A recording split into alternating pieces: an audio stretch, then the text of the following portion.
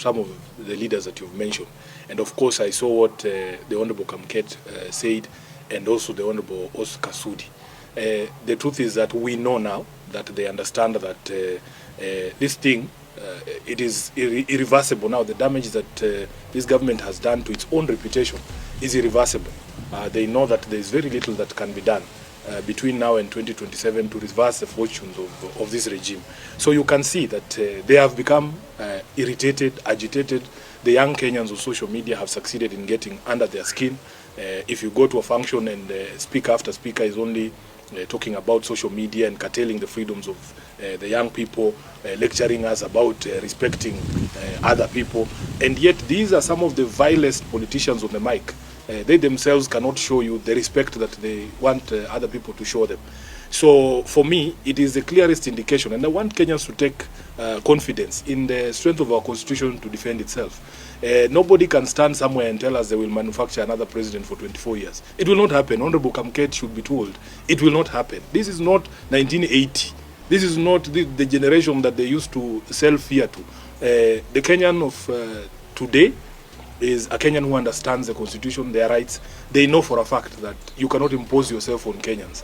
I am telling you, the only way for any elected leader to win re-election is to do the things you promise to do for Kenyans, is to make the lives of Kenyans better. Now that they understand that it is going to be impossible for them to deliver on any of the promises that would make Kenyans look at them favorably, they are now openly threatening to violate the constitution and the rights of Kenyans and to try and force themselves upon the people.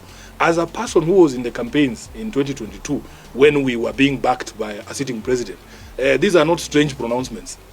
They are very familiar, because there are people in our camp who used to speak the way Kina Kamket are speaking and telling the country, oh, hii kitu imeenda, oh, there's nothing you can do, tutanyorosha wewe, hatuwezi kuachia mwizi. But I'm telling you, with the sort of anger that Kenyans have, the day a Kenyan is given a ballot paper like this, once he crosses against your name and puts it in the ballot box, that's the end of the day.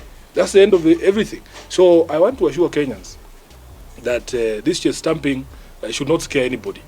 Just come out and express yourself.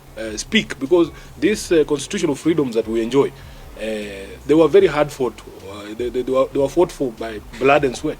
You know, you can see that there's a lot of nostalgia from the old Kanu hawks to go back to those days where you could just abduct someone and throw them into a prison without trial. But at least that was the law then. It was legal. There was a law that backed that detention without trial. But that law does not exist anymore. The constitution now requires that if you arrest somebody, you have to produce them to court within 24 hours and charge them. And you have to demonstrate to the magistrate why you need to hold them in custody. The reason why they are abducting these young people is because there is no law that exists that says you cannot insult a leader. There is no law that says that you cannot insult the president. In fact, our High Court has already said that the freedom of expression extends to insults. The freedom of expression does not mean I have to be nice to you. It doesn't mean that I am forced to say things that you want to hear. Freedom of expression means I have to speak the way I see things. And instead of them addressing, why are Kenyans so angry? How did we get here? Because after the president was elected in 2022, by all accounts, William Ruto was one of the most popular politicians in the country. What did he do in the intervening period to lead to a place where he's being insulted left, right, and center?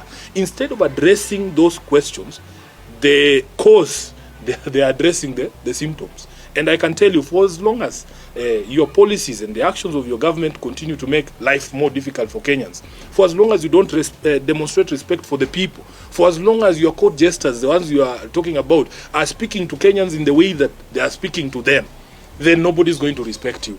Respect is earned. It's not something you force. You cannot force people to respect you. Respect is earned from how you conduct yourself, how you relate with people, how you demonstrate respect for the people as required under Chapter 6 of the Constitution. So unfortunately for him, he is surrounded by people who have decided that they have to tear him down. They're going to take him down. If there's anybody to be blamed for the one-term presidency of Ruto, it will be Kamket, it will be Oscar Sudi, and the likes who are surrounding him there, giving him bad advice, including my uncle Atwoli.